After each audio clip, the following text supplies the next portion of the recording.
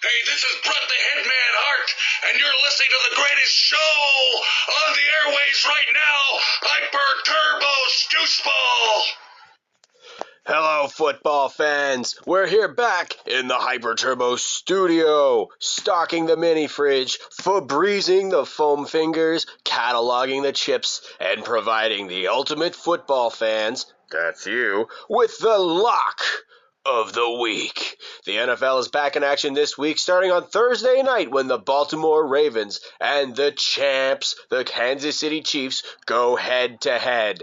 Now, if there's two things that Kansas City Chiefs head coach Andy Reid is good at, it's open pit barbecue and coaching football. So if we see Andy Reid sneaking out to the back alley and delivering Tupperwares of briskets and buttered corn, you just know that the Chiefs aren't going to be winning games this year due to the quality of their team, but rather the quality of Andy Reid's smoked meats. Bunch of crazy Swifties.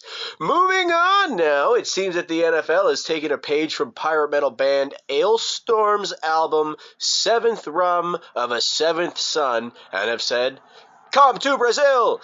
A suspicious choice was made by the NFL, who sent both Philadelphia Eagles and the Green Bay Packers to Brazil to play in a Friday night matchup. Even after Brazil's government warned the NFL that they cannot have players wear green at all for gang-related reasons, and also people are subject to riot at the drop of a hat, the humidity is so potent people will think that Jalen Hurts had been sprayed with a hose 5 minutes after the national anthem. Good thing we don't have to go to Brazil to watch this slogfest. I'll be watching this comfortably in my air-conditioned room, with the Eagles winning by 3 or maybe 5.5 points that I predict. Oh, and look at that. The New York Jets are once again in a Week 1 primetime slot on Monday night, it would seem. Is Aaron Rodgers going to finish a Jets game, or will he snap his rotator cuff and take 8 weeks off to go fishing with his former mentor, Brett Favre? You know, since both of these former cheesehead quarterbacks seem to be the authority figures on scamming the New York Jets franchise, 49ers win here, no surprise. George Kittle, Christian McCaffrey, and Purdy should have this in the bag. Sunday afternoon is where all the action is. The Chicago Bears hope to get a win under quarterback Caleb Williams, and when the Bad News Bears host the Tennessee Titans, Team Tony Khan will be hung out to dry when Trevor Lawrence and his team goes from the Hooters in Jacksonville, Florida to the Hooters in Miami, Florida.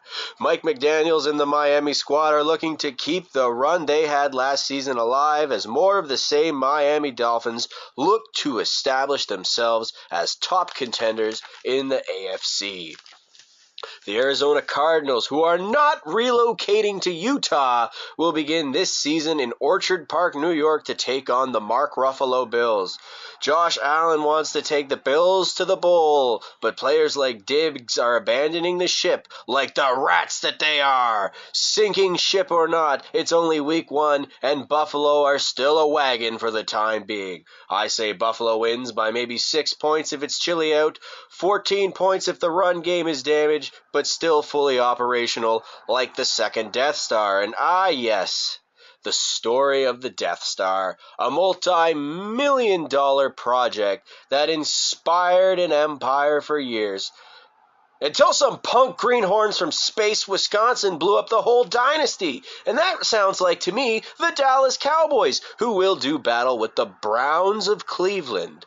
While many sports pundits repeat the sentiment that it's another do-or-die season for Dallas, Hyper Turbo Scooseball establishes itself over these other NFL predictor guys by telling you that it's going to be a do-and-then-die season for the Cowboys as they wait for round 1 of the playoffs and then get knocked out.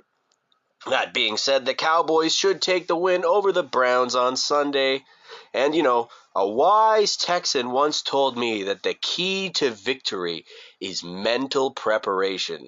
So when I see the Indianapolis Colts spent their offseason by having a liquidation sale, I smell trouble on the field for Indianapolis. The Houston Texans may not have spent their offseason shooting rats at the Amarillo dump to prepare themselves for the road trip to Indianapolis, but the Texans have added some offensive weapons to their squad for another playoff run.